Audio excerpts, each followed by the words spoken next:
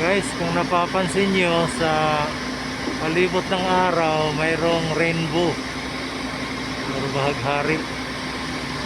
At sa oras na ito, so posible naman ang rainbow kasi yung kundi sa dagat yan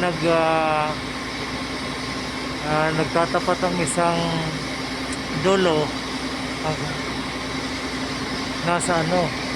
nasa ilog, pero dito nasa palibot ng araw sa ganitong oras tanghaling tapat. So, nakita nyo ang rainbow palibot ng araw. Nakikita nyo.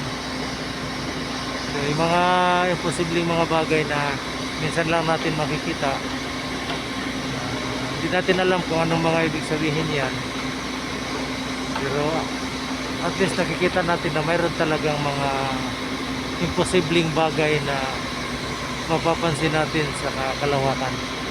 So yan ngayon, ang oras ng hali ngayon, dyan yung rainbow palibot paikot ng araw.